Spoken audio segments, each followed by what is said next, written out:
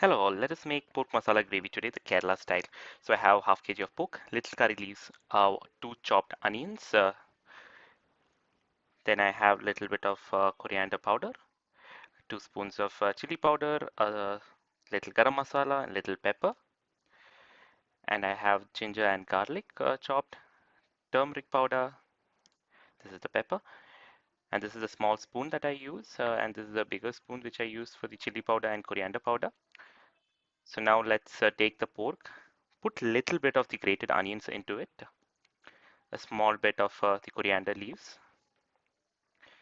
Let's put half quantity of the ginger and garlic. Let's put a small spoon of pepper. So this is based on your taste, how much spicy you need it.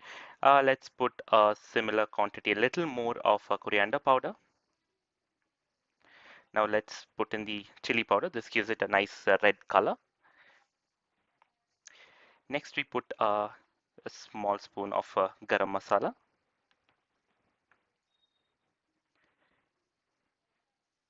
Turmeric powder, a small spoon.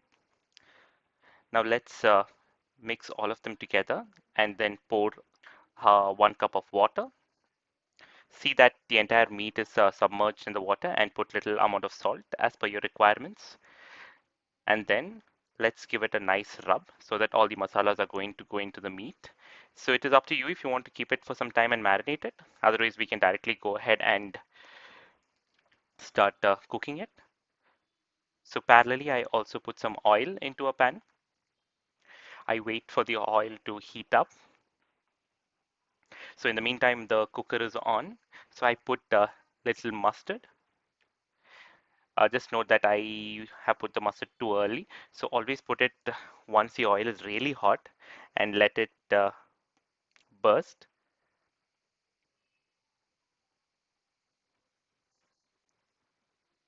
So once all the mustard is properly burst, then you can directly put the ginger and garlic, which is left over. So now you put a more quantity of the ginger and garlic.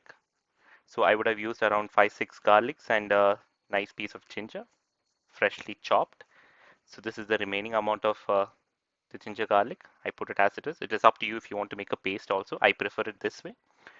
Just give a nice saute till you have the raw smell of the ginger and garlic gone. So this will take around half a minute.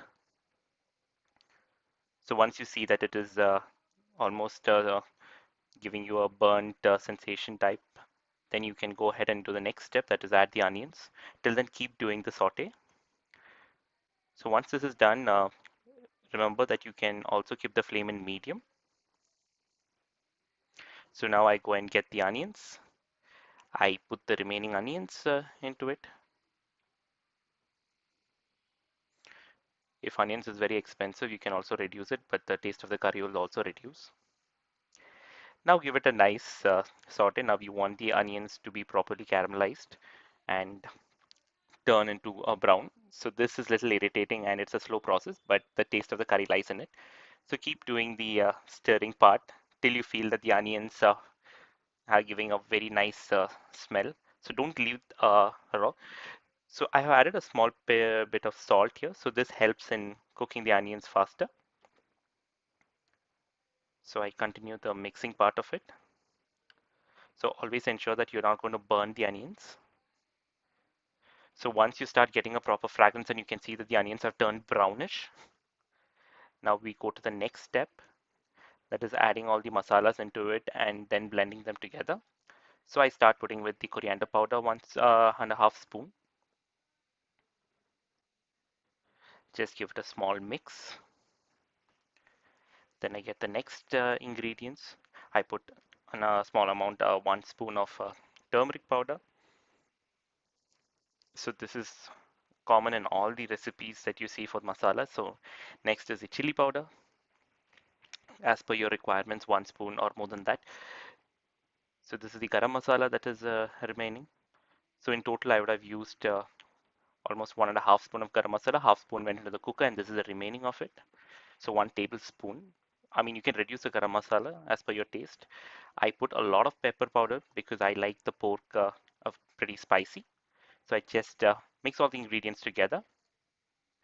So you can see that the oil is completely dried up. So it is up to you if you want, you can add more oil. But since pork fat also has a lot of oil in it, you can reduce it. So I'm using a non-stick pan so it doesn't get stuck. So you can also see the meat has got cooked. I have given at least 4 to 5 whistles, so it depends on your pressure cooker. Just check that the meat is fresh, properly cooked, and you can also check the salt.